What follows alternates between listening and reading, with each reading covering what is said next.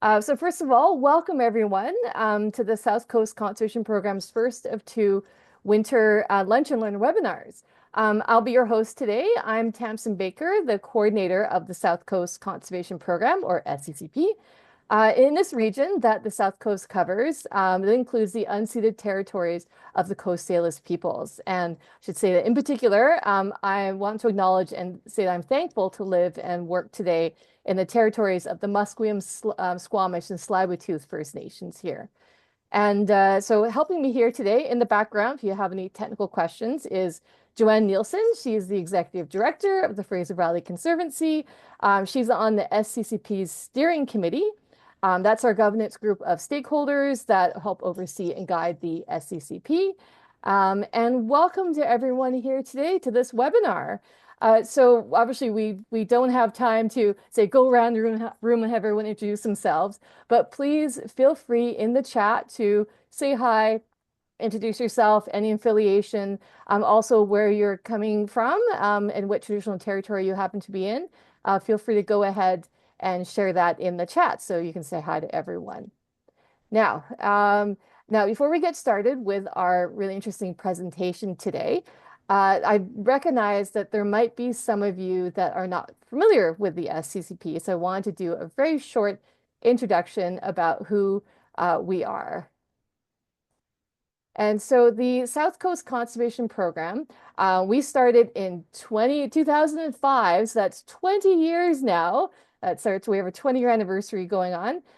We're a regional conservation partnership program that covers BC's South Coast. And by the South Coast, what I mean is the upper and lower Sunshine Coast, the Sea to Sky Corridor, the Metro Vancouver and Fraser Valley area. Quite an area that is defined by diversity in all ways that you can define diversity in a region.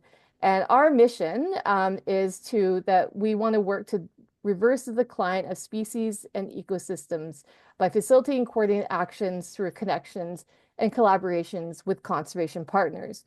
And what I mean by conservation partners is land use decision makers and practitioners that include landowners, developers, QEPs, all those of government, including First Nation, ENGOs, land trusts, post-secondary educations, bringing everyone together to help our species and ecosystems, particularly those that are at risk. Our focus as a partnership is bringing people together for connections, encouraging collaborations between groups. A big part of what we want to do is be a hub of knowledge to help share the most up-to-date information out there regarding species and ecosystems conservation. That includes doing things like what we're doing today, which is our webinar. So we do webinars, we do workshops, we have a big gathering we do in the fall, which hopefully you'll be able to join us then. You can get more information about that. And we also want to promote effective stewardship across the region. So that's just a very short information who we are. And what I also wanted to do, just to mention before we get to our current webinar, is that we have another webinar coming up on Monday, February 24th. It's all about the South Coast Land Management Program, the very similarly named SCC LMP. And if you come to that presentation, you will find out that we are not the same program. They are an amazing program doing lots of really interesting habitat management, habitat enhancement works across the South Coast. So there's still some spaces available. Feel free to sign up for that as well. We hope to see you there. And okay, so that's sort of a bit of a short intro before we get to our presentation. But I also want to do a little bit of housekeeping and say welcome everyone coming in. First of all, you've noticed we are recording this talk, so we do plan to share it. When you log out, you'll be directed to a short survey. We would really like to get some feedback from you. Just take a minute, I promise. We want to get some feedback on what you thought of this talk and also ways to stay in touch with us. So for the presentation today, what we would like you to do is in terms of questions, so we're going to have the presentation and then it'll be followed by about 10, 15 minutes, hopefully, for questions. So as the presentation is going along, please put your questions in the chat, and we'll get to those at the end, and we'll have a chance to maybe answer some more questions too. Do ask that you can keep your cameras on if you want, but please keep yourself muted throughout the presentation. Okay, so welcome everyone. Now, unless there's anything else, I'm going to stop sharing here. Hi, everyone, and I'm going to get to introducing our guest speaker today. I'm very pleased today to introduce Dr. Matthew Mitchell. He is assistant professor for two different faculties at the University of British Columbia. He's with the Department of Forest Resources Management with the Faculty of Forestry and with applied biology in the Faculty of Land and Food Systems. He is an applied landscape ecologist who focuses on understanding how to manage human-dominated landscapes, including agricultural and urban areas for both people and nature. His research focuses specifically on how landscape structure and human actions impact biodiversity and multiple ecosystem services, which I believe that's definitely what he's going to be talking to us today about. I'm very excited to hear this talk. And with that said, welcome everyone. And I'm going to pass it over to Matt. And we'll start his presentation. Great. Thanks so much, Samson. And great to see everyone here. Thanks for taking some time out of your Wednesday to come listen to me talk. All right, let me get this going. And I'm assuming everybody should be able to see my... It looks good. Yep. Great.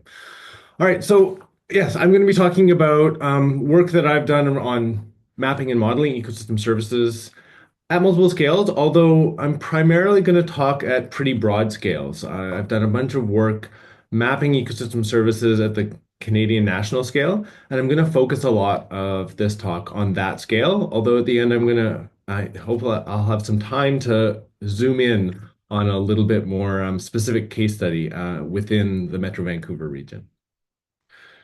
All right, let's make sure this is working. There we go. All right, so I don't want to spend a lot of time on this. I think most people here have probably heard of ecosystem services. They are the benefits that people receive from ecosystems, both natural and semi-natural. There's provisioning ones, regulating ones, and cultural ones. And I think these have gradually been incorporated more and more into kind of decision-making conservation work as well. The fact that we have these benefits from ecosystems, I mean, we can look at land cover and how people are using ecosystems around the world, especially for provisioning services, and see that a lot of the pressures that we put on the natural environment are because of these ecosystem services. So if we look at land use over the long term, this is from, year zero on our calendars up to 2016, the rapid increase in how we use ecosystems for food, so cropland and grazing. And so, and we see a little bit of urban areas as well. And so, people, we need to eat. And so we change our landscapes, we clear habitat for that. If we look at kind of other land uses, this is a figure from the UN. The yellow and the red are cropland and grazing, but we also use our ecosystems for working forests as well, the green bars there in that figure.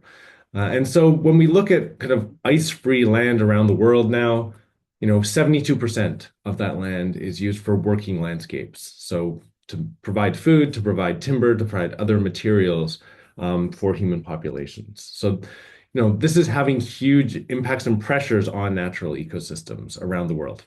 And again, I don't think I need to spend too much time on this, but one of those impacts is biodiversity loss. This figure from IPBES, the Intergovernmental Science Policy Platform on Biodiversity and Ecosystem Services, which is a bit of a mouthful, shows extinction rates in different groups of species, and you can see the rapid increase in the past century or two. And a lot of this is because of that habitat loss, pollution, invasive species, like the big threats for biodiversity that lots of conservation work aims to mitigate. In addition to loss of biodiversity, we're also seeing dramatic losses of ecosystem services. So again, this is work from IPBES, and this is the trend, the 50-year trend in different benefits that people receive from ecosystems. And almost all of the arrows point down. And so the colors uh, represent how the level of certainty in some of these trends. And then the rate of decline is whether it's, pointing straight down or at an angle. There's only two that have been increasing in the last 50 years. And though I'll just highlight those. Those are food and materials and assistance. And materials often means things like timber. So this, these pressures that we're putting on ecosystems are resulting in the erosion of a huge number of different ecosystem services that we rely on. At the same time, there's increasing awareness that we need to understand these multiple ecosystem services and multifunctional landscapes. So how do we build landscapes that provide more than just food or timber, that provide pollination, flood regulation, places for people to recreate, to restore themselves, that are, provide those cultural ecosystem services as well. So we have IPBES, we have the Census of Environment in Canada that's been working on some of this, the U.S. National Nature Assessment, which actually was recently canceled, although I understand they are still trying to publish their draft report that is very, very close to being done. And we have initiatives like 30 by 30 in Canada. We had COP15 and the Montreal Kunming Convention on Agreement on Biodiversity. There's increasing initiatives that are pushing the need to conserve biodiversity, but also ensure that we have these ecosystem services that humanity relies on. So, what are the current challenges for understanding multifunctional landscapes? So in the past, we've spent a lot of time mapping biodiversity. The top figure here is a website called biodiversitymapping.org. You can go in and you can see these amazing maps of biodiversity. And of course, they don't cover all species and groups of species, and we have better coverage for some. But we spend a lot of time trying to understand where biodiversity is around the world. We haven't done as much of that until recently about ecosystem services. So there is some recent work. The bottom figure shows some overlaps between different, what they call, natural assets and nature's contributions to people, which is another term for ecosystem services. But we often don't have national scale information. We have limited numbers of services that we've mapped. So there's a bunch of challenges at the moment. Where are multiple ecosystem services provided? How does that change as we move across spatial scales? Are there hotspots that we really should focus on for conservation that are really critically important for people? How do those overlap with biodiversity as well? What land management practices lead to multifunctionality? Are there differences between the capacity where an ecosystem might provide an ecosystem service to people and where it actually gets delivered to people based on social ecological interactions? And how well protected are some of these critical areas for ecosystem services? These are all pretty open questions that people are working on, but we often don't have as much information about these as other conservation goals.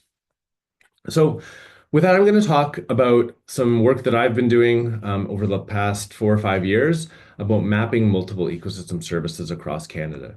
And this really came out of work kind of at the precursors of the 30 by 30 idea in Canada.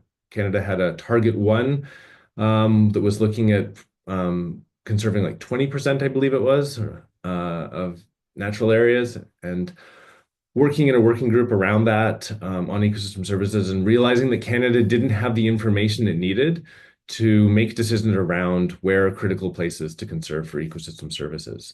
And so out of that came some work with myself and colleagues that wanted to actually start to quantify that.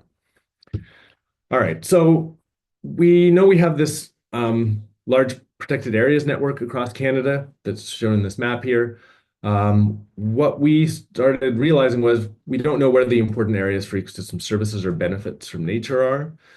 We don't know where those places are that might have the capacity to provide benefits to people, and also where the demand is. Where are people downstream of places that are receiving those benefits, or how is the population of Canada actually benefiting from these ecosystems? We didn't know how well these different areas for services are actually protected in Canada. And we didn't really know where are the most important conservation opportunities for ecosystem services either. So a group of us decided to start on working on this. We decided to look at three ecosystem services to start, kind of low-hanging fruit. We looked at carbon storage, fresh water provision, and nature recreation, what we call nature-based recreation as well. And this was kind of based on the data that's available that we had across the scale of Canada, and what we thought we could actually do in a reasonable amount of time. And I'll show some later work that where we've started incorporating additional ecosystem services on top of these three as well. We really wanted to quantify the benefits that people receive. So if you think about how ecosystems, how people benefit from ecosystems, you have the capacity of an ecosystem to provide a service. This is, to supply the service to people. You also have to have demand from people. So there has to be people around that could demand that benefit. When those two things overlap, then you actually have the provision of or the delivery of the ecosystem services to people when these things overlap. And we really wanted to be able to map both of these things, the capacity, the demand, and the provision across Canada to see how what those spatial patterns looked like as well. And so I'll give you an example of what this kind of looks like for one service. If we look at water provisioning, we might have watersheds or rivers or lakes that have the capacity to provide that fresh water to people. But for it actually to benefit people, there needs to be a demand downstream. So that could be agriculture, it could be a city, it could be industry. They're actually wanting to use that water for drinking water, or for irrigation. When you have those two things in combination, then you have the actual provision, the benefit that actually gets or to people. That's not to say that water flowing downstream for other ecosystems doesn't also potentially provide more indirect benefits for freshwater biodiversity, for fisheries. But we were looking specifically at kind of, in this case, the provision of fresh water directly to people. And so we really wanted to look at that specifically with these different ecosystem services and how we analyzed this.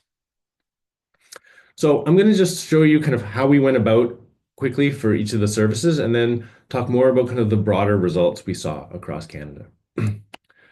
So carbon, we quantified using a variety of different data sets, kind of a national forest inventory, but also some global data sets. We were able to quantify above ground carbon, so the carbon stored in trees, in their stems and leaves across Canada. And so you can see that map in the green there, and it's a little small, but we all know there's lots of carbon in trees in BC. It stands out as a higher, lighter yellow and green colors in the map. Below ground, we used a global data set called soil grids and looked at carbon in the soil down to 1 meter depth. And these are places, that have the most carbon are peatlands in northern Canada, and they often have up to 10 times more carbon. There's magnitudes more carbon below ground than above ground. For carbon, we don't really need to think about how that flows or where the people are, because I benefit from having carbon stored in northern Canada here in Vancouver from a stable climate. So we basically just added these two together to get a map of carbon provision across the country. And it really is driven by below ground primarily because of those large stores of carbon, especially in places around like the Hudson Bay lowlands and in peatlands in the north of Canada. For water, we quantified the capacity or the runoff that comes off of ecosystems across the country. And so this is based on a global data set called Water Gap. I've lost the name of it's from WWF. And again, you can see in that map in green, there's the red areas in BC where we have lots of rain, high rainfall, the Columbia Mountains in the interior rainforest in BC, but also on the East Coast in the Atlantic as well. So we took that runoff data and then we actually quantified all of the downstream demand for that water. We looked at settlements of 100 people or more. We looked at hydroelectric dams, industry that would potentially use that water, and also agriculture, cropland downstream as well. And we created a layer of fresh water demand in the orange. And you can see there's a lot of downstream demand from the east slopes of the Rockies going into the prairies and all of the agriculture there. There's also quite a lot of demand in those red colors around the Great Lakes with all of the industry and people that are downstream of those areas as well. And we didn't just add these together. We did some kind of we combined them, kind of multiplied them together, but we reduced some of the urban and agricultural areas as important for fresh water, and we weighted more towards the demand as well within this to really highlight those places where there's high demand for water coming from natural ecosystems. And again, those important places are the east slopes of the Rockies and the upper Great Lakes as well. And it's mainly in southern Canada where most of the population in Canada is as well. For recreation, it was a little bit different. We first quantified the capacity or the naturalness of areas. So we looked at things like the land cover, the mountainous. We know people like to recreate in places where there's mountains and where there's also water bodies and rivers. We looked at that as well as naturalist decreased if there were more people, higher population density, or more roads. And that's the map in the green there. You can see, lots of places, especially outside the prairies where there's agriculture, where there's high kind of capacity for outdoor recreation. We also looked at the ability for people to access those areas. So we looked at how many people are in an area and how easily can they actually travel to those natural areas.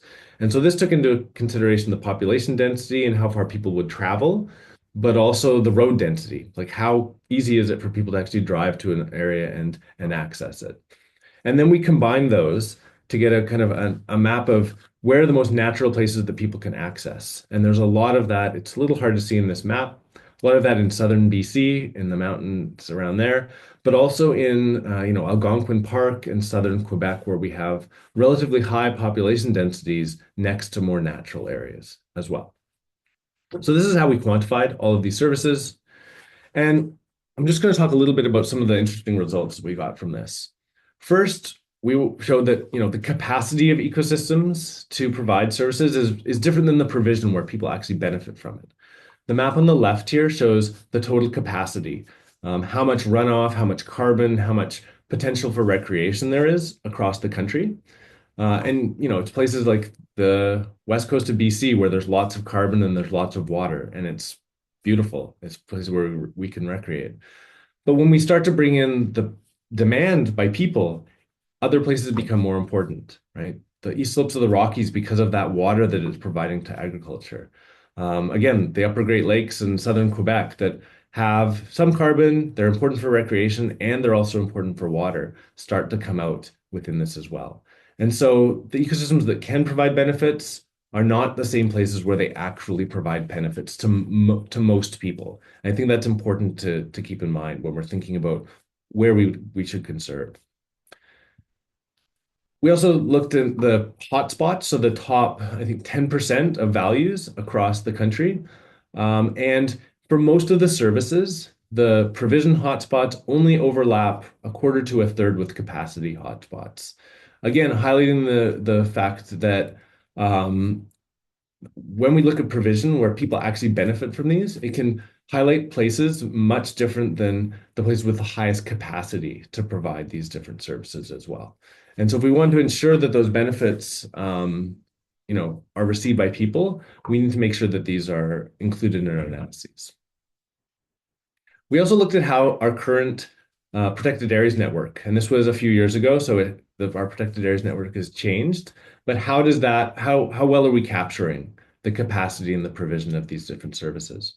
So this figure here shows for all parks across Canada, the group, at that point we were at about 11% protected areas nationally. So we would expect if we randomly placed parks across Canada that we might capture about 11% of the capacity or the provision.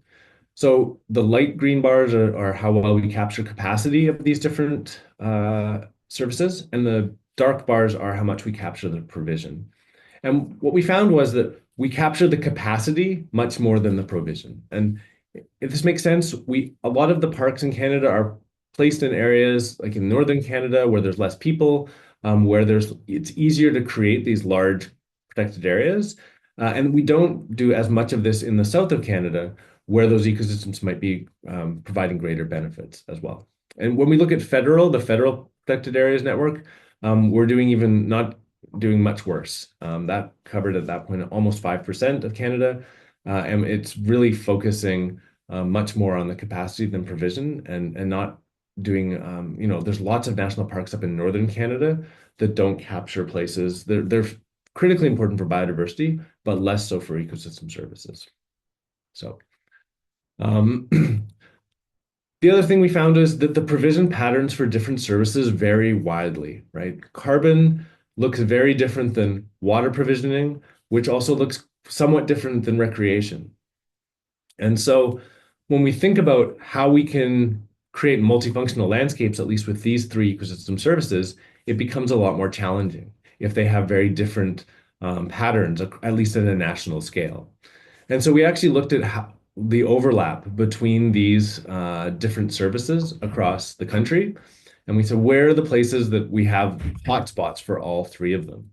And what we found was that actually it's Manitoba. Manitoba is like has the sweet air spot of high carbon, fresh water, and places to recreate as well. And so you can see here that this map shows whether it's a single hotspot, so just one ecosystem service hotspot, orange is a double, and red is a triple. And Manitoba really stands out. And when we look at this, half of Canada is a hotspot for at least one service. But when you get to the triple hotspots, it's only 1% of our land area, at least for these three services. So it's really constraining where we can conserve for multiple ecosystem services, at least at this national scale. And then we looked at where are the conservation opportunities for these different services. And so, and I'm looking at the chat a little bit too. I'll get to that too, Pamela. Um, so the number range 0 to 1, we've basically just scaled the ecosystem services, and I should have mentioned this. We basically scale them between their maximum and minimum value so that we can compare different services, because water would be on a very different scale than carbon, than recreation. And so to compare them, we just go from 0 to 1, and that's what those numbers indicate. So one just means higher provision overall. So when we also looked at the protected areas network, but we also looked at resource tenures. So we looked at agriculture, forest tenures, petroleum, mining, and we mapped those. And this map is a little hard to see, but kind of the black and the gray areas are where those resource tenures are. The green is the protected areas, and underneath this is the level of ecosystem service provision for those three services in the orange and the green. And what we found was that there's a lot of overlap between those resource tenures and places that are important for fresh water and recreation. So like 2/3 of those hotspots overlap with current tenures. Carbon, there's less overlap because a lot of the carbon is up north where there's less of those resource tenures, at least right now. And so it basically highlighted the fact that if we want to conserve these critical areas for services, it's not just going to be as simple as putting in a park.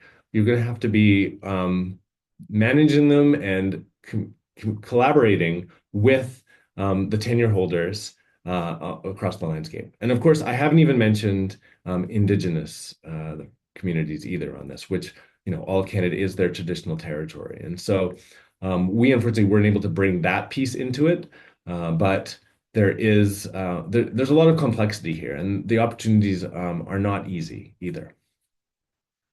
All right, so this work, it was, came out a few years ago. It's been really nice to see that it's actually been used for some new analyses, trying to inform decision making across Canada.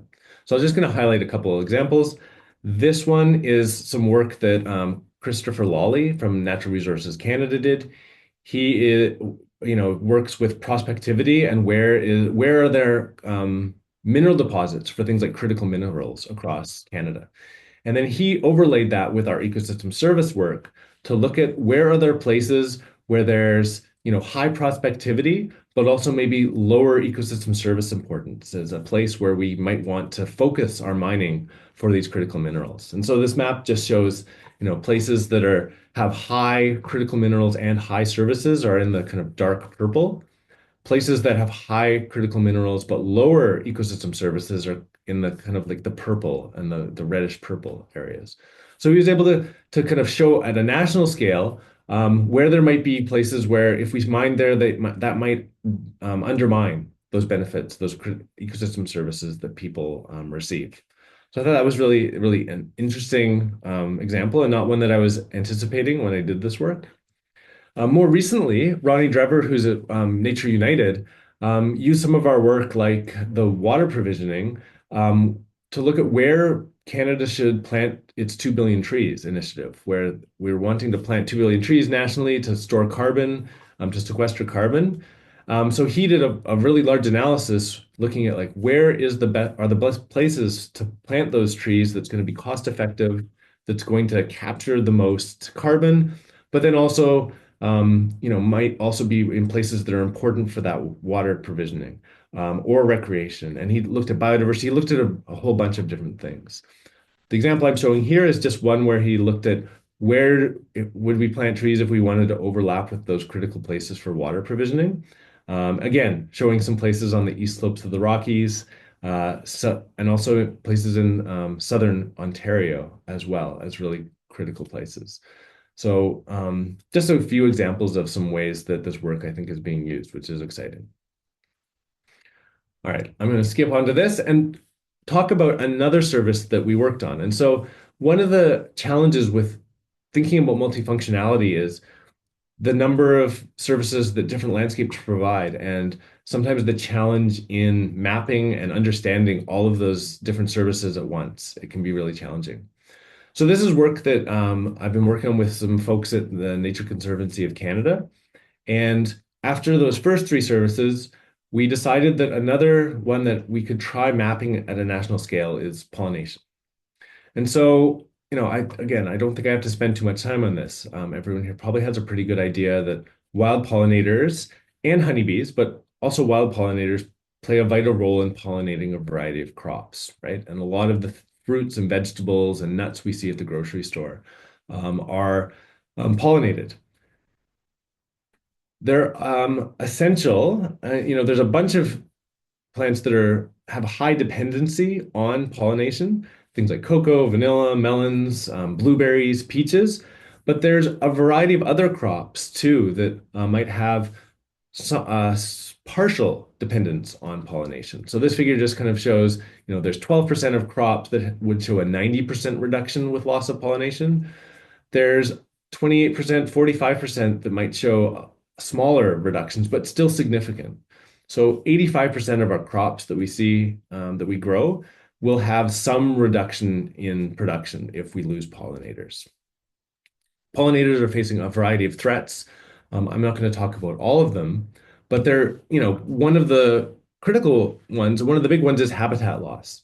So when we clear land for forestry or agriculture, we're losing the habitat for those, especially native pollinators, that can be really important for specific crops. We're fragmenting that habit into smaller pieces.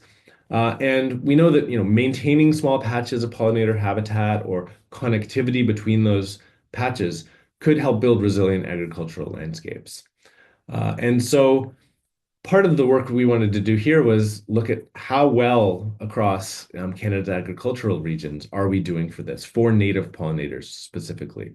I'm not going to talk too much about, farmers bring in lots of honeybees, which are a non-native species, but we want to look specifically at how much we're doing for native pollinators and where those benefits might be accruing. So there's some global scale pollination modeling and mapping that has been done, but nothing had really been done for Canada. We also wanted to add in this piece about how much are those pollinators potentially contributing to human nutrition and food security? How much is it incorporating to farmer incomes and livelihoods as well? So what we did, and I won't spend too much time on this, basically, we looked at a landscape. The green here is natural habitat. The orange is cropland. We were able to map those pollinator-dependent crops, things like canola, blueberries, those things. We were able to map the potential wild pollinator habitat. And then we were able to look around each pixel of agricultural land what's its wild pollinator sufficiency? Is there enough habitat around it within about 2 kilometers to provide enough native pollinators to pollinate those crops? So that provided kind of the sufficiency of pollination in each of these pixels of agriculture. And this is on the idea that pollinators will move from the habitat into the agricultural fields to pollinate. And there's a limit to how far they will actually move across the landscape. We were also able to take data on crop yields, provincial data on crop yields, and information on the dependence of different crops to pollinators to actually calculate the crop production that is coming off of each of those pixels that is dependent on wild pollinators. So able to quantify or estimate the tons per hectare that is actually pollinator dependent. We could also calculate farm gate values from that amount of crop, given our some knowledge on farm gate prices for those crops.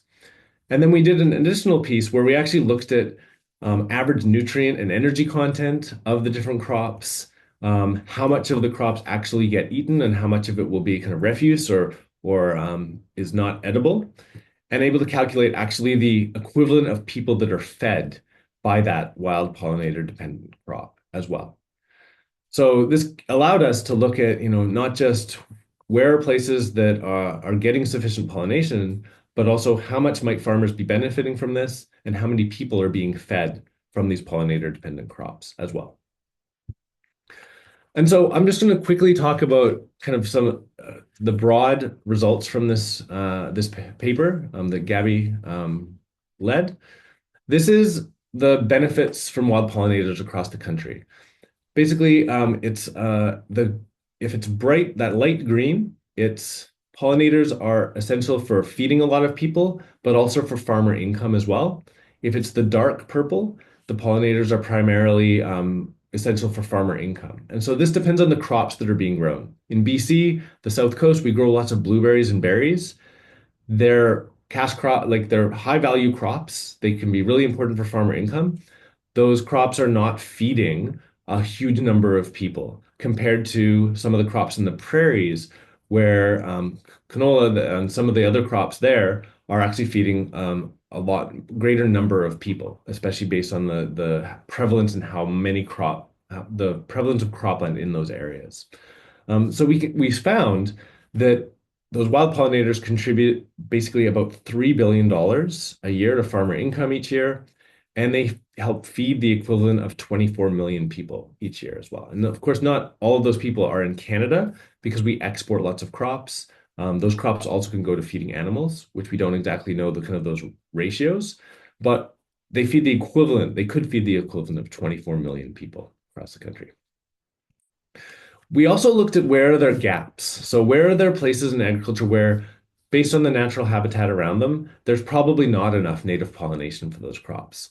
And those are the black areas. The black areas are the places where, if we were able to increase the habitat that's there, we would most likely those native pollinators would allow us to feed more people and increase farmer income as well. When we looked at that, improving that wild pollinator habitat could potentially increase farmer income by $3 billion and increase crop yields to feed the equivalent of 30 more million people. So even though pollinators are critical, if we were able to find ways to improve that pollination, the pollinator habitat, improve pollination of those crops, there could be a much greater, increase in farmer income and people fed. Or it could also mean less cost for farmers to bring in honeybees to supplement their pollination as well. Of course, this isn't easy. If we put in pollinator habitat, that's also going to compete with cropland areas. But there's most likely places that are, marginal cropland areas that we could do some of this, at least in places across Canada. And so, this shows kind of the scale of pollination across Canada, and also the critical need for a national strategy for wild pollination, for wild pollinators as well. We have no national strategy for wild pollinators, even though there are hundreds or thousands of species of native pollinators across the country that are often critical for pollinating certain species. The last one I'm going to just mention is the most recent paper. We looked at flood regulation across Canada. And again, people here, the South Coast, the recent floods, the atmospheric river that led to the huge amount of flooding in the Fraser Valley, basically cutting off Vancouver as well from the rest of the country with our highway and rail lines. Flood regulation is becoming an increasingly important kind of decision focus for municipalities. It's the costliest natural hazard that we face in Canada as well. And the prediction is it's only going to be more prevalent given climate change. So we decided to actually try to quantify the contributions of natural ecosystems to flood regulation downstream. So again, we used the same sort of framework as earlier. We looked at the capacity of natural ecosystems to actually retain runoff based on what vegetation is there, based on the types of soil that are in those ecosystems, and based on things like slopes as well. We then looked at demand downstream. So we quantified floodplains and where are their built up areas or cities, where's their infrastructure like roads and bridges, and where's their cropland downstream as well, primarily within those floodplains. And then we did some modeling to look at where's the provision. So where are there ecosystems that are retaining a large amount of water based on the rainfall that they get as well? And where are those ecosystems that are upstream of those kind of benefiting areas, the cities, the agriculture that are within floodplains as well. And so, again, complex. I learned doing work like this how important it is to have a hydrologist on your team to actually do the modeling of how water flows downstream. And just really briefly, what we found was that this is a map that shows basically highlights the most important watersheds across Canada for flood regulation.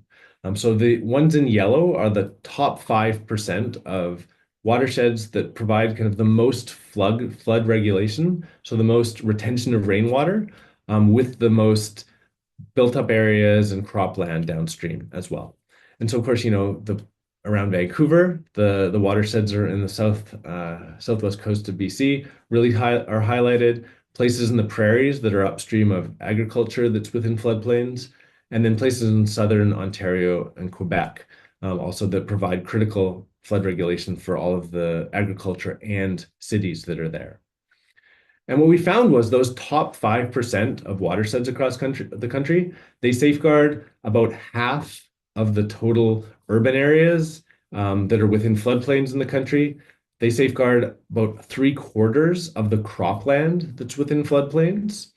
And we were able to actually kind of map population densities within these areas. They benefit about 4 million people directly, people that are living within those floodplains in cities, but also indirectly about 20 million people that are within the urban areas that maybe they're not all within the floodplain, but they're living in cities that are close to rivers as well.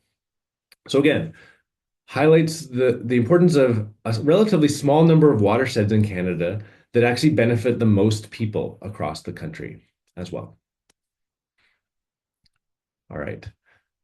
There's some really good questions in the chat, but I'll wait till the end to address those.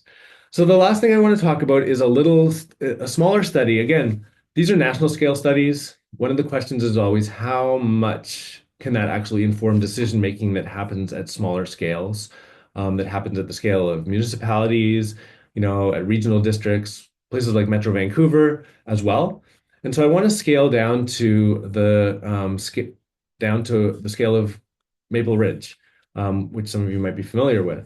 A city that's, to the east of Vancouver, rapidly growing. And this is work that I did with Tanya DeVischer, who's also a professor here at UBC. And we wanted to look specifically at the multifunctionality of urban forests across the city. So we established an urban to rural transect that ran from downtown Maple Ridge out to Malcolm Knapp Research Forest, that kind of ran from a more urban area to a much more rural area.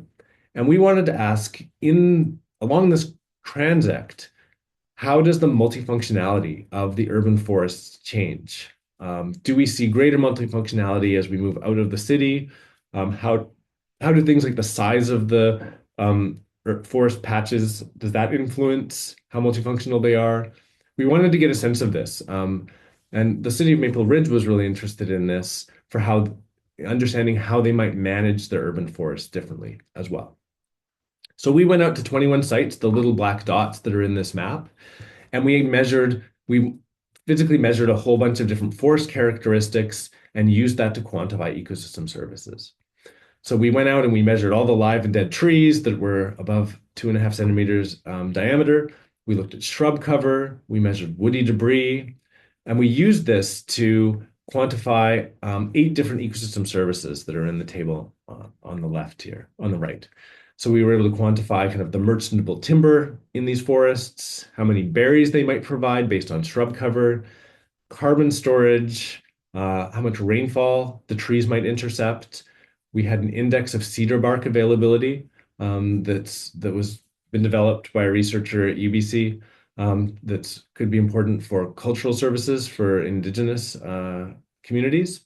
And we looked at things like invasive shrubs and also coarse and fine woody debris that are important for habitat, but also potentially wildfire as well.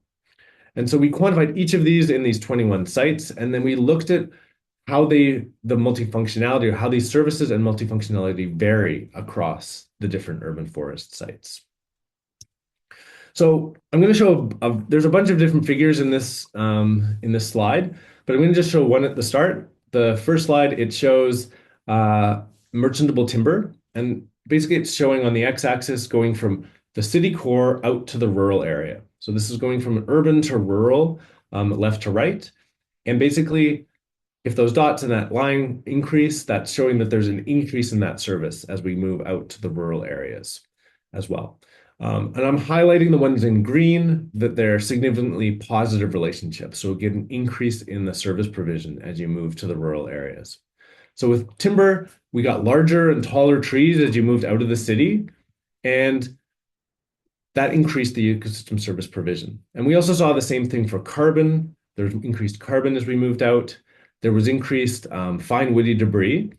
The other services weren't statistically significant, but in general, there was an increase in all of the services and how much rainfall was intercepted, in carbon, in cedar bark, in invasive species control. So actually like less invasive species as you move out into the rural areas.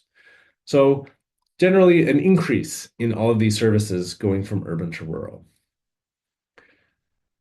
We combine the services together to look at multifunctionality. And so what we found is if we go from the urban to the rural areas of this gradient, again, there's an increase in multifunctionality. There's generally an increase in most of the services, and that means that the forests and the rural areas are more multifunctional. We also looked at kind of the landscape structure, how dispersed or clumped those urban forest patches are. And we actually found, interestingly, that when patches were more clumped, there was actually a decrease in multifunctionality. We're not really sure why this is. It could be something to do with the history of the site. With more clumped, it could have to do with edge effects. And when there's more edges that are actually more tree growth that leads to more ecosystem service provision. But really interestingly, we found that fragment size didn't matter. So even small fragments, these were sometimes less than a hectare, on a per unit basis provided the same amount of benefits as really large fragments of forest across this gradient as well. So giving us some indication that yes, in the rural area, there's more multifunctionality, but those small fragments in the urban core could still be really critical for ecosystem services, and especially for people in those areas that might not have access to other forests as easily. So this is, I think, interesting work that we've communicated with Maple Ridge and gives kind of a sense of, again, how that multifunctional lens can be used to look at a different scale, at a smaller scale, how we might manage the natural landscapes around us as well. All right, I'm looking at time. I just finally want to end with a few key messages. I really think we do need to understand, map, and prioritize multifunctionality in Canada overall, but in our working landscapes especially, and that's work that I'm continuing to work on. it also needs to be done at relevant social, ecological, and governance scales. So we also, not just at the scale of Canada, we need to scale this down to provinces and regions. And the critical areas and the messages may change as we change those scales. And the last thing I will say is a lot of this is based on kind of natural ecosystems. A lot more work needs to be done on what impact a loss of that service might have on different communities, right? A lot of our results are based on where the most people are, but it doesn't say anything about whether rural populations, indigenous communities, how vulnerable are they if a service is lost? What's the risk of that loss as well? And so that social component probably should really needs to be incorporated too. With that, I just want to thank a huge number of colleagues, co-authors that were really critical for this work, um, funders as well, and different organizations that help support this. And I am happy to answer any questions that people have. Great, thanks, Matt. That was incredibly interesting and so interesting how it connects to the decision making on the ground. And I know you say you can see the chat because I just want to remind everyone if you have questions, please put them in the chat. We've got about 9 minutes left to answer questions. So I'm just looking here. It certainly seems people are picking up on this information you've been putting together that it can be used for decision making. The Christina mentions about the maps highlighting the importance of the Eastern Slope should be shared with the Alberta government Well, to reduce mining.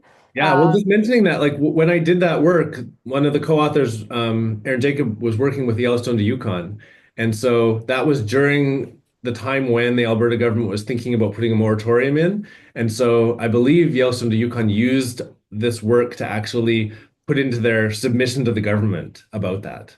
And so at that point, at least, it was being communicated to the government. Again, I don't know how effective that was given some recent decisions, but yeah, but the eastern slopes are really critical for a huge amount of areas downstream for sure.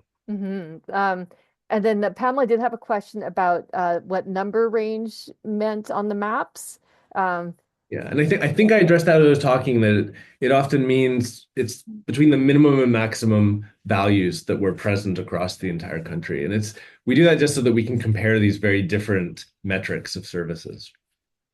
and of course, Daniel said being from Manitoba, I think the Manitoba results were eye-opening. I thought that was quite interesting.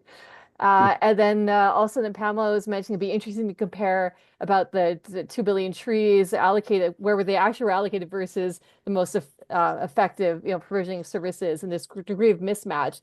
I think you have a lot of projects that you need to keep doing here. Yeah. No, the work really, there's always more things we can do with it. And yeah, so if there's people that have ideas, I'm happy to talk to people as well. And your talk about pollinators and the comment about elimination of hedgerows, like whether to see a shift over time, like how that information would have changed over time. And then, but there's sort of the question that your work brings up, which is, is it more worth it for a farmer to farm edge to edge on the property and get production benefits, or is it more worth it to rebuild field margins for the wild pollinators and other biodiversity benefits? Do you That, have, yeah. I mean, that's a great question. And I think we haven't done anything around that yet, but there are people that are, with precision agriculture as well, with this information about where in a field, how much production farmers are getting and also where their inputs that, that you can actually start to build like break even maps on fields. I think it would be fascinating to start to use that data to also say like, okay, if you take this really marginal area of the field out of production and model in like if you increase pollinator habitat, especially in places where there's pollinator dependent crops, like what might the benefit be? I think would be really, really fascinating. And I think also really critical to show farmers like actually you're not going to be having to fertilize and use that part of the field and it's going to give you so less cost and added benefits as well. I think there's definitely going to be places where that makes sense, and then there's also probably going to be places where it doesn't make sense to do that given just the dynamics of the system. Mhm. And then we have a question that says it would be great to have all these services truly reflect to the economic and social decisions. Is this happening with any examples provided or otherwise? Any examples you can speak to? I mean, not not specifically. I mean, there's there's definitely work about like kind of economic accounting of these and like what are the dollar values. Um, I'm not an environmental economist, so I haven't, done that work. And there's there's pros and cons. There are some services that are quite easy, more easy to actually reflect in the dollar value. And then there's other ones like, the ability to go recreate or something like that, or cultural services that are a lot more difficult to actually put a dollar value on. And so, yeah, I mean, we're equating all of these services as equal when we put them together, as we combine them in our maps, which is one way to do it, but it also doesn't capture like the underlying values that different populations have as well. And so someone might value, you know, being able to recreate much higher than others, and different groups will. And so yeah, I think putting those economic values is important, but I think there's also needs to be like kind of the social values need to be um determined and incorporated as well. And kind of balancing those two things are difficult sometimes. Often it seems like the dollar value takes over, for good and bad. Yeah. Yeah, you're definitely trying to tackle these different scales and features. Yeah, it's a lot to think about. And then we have a comment here from Pamela, the City of Surrey. And she's, I would agree, there's other municipal organizations here. Today, she says, your findings are important to convey to local governments, including the City of Surrey. We have major three lowland watersheds, one-third of our land base in the ALR and rapidly densifying headwaters.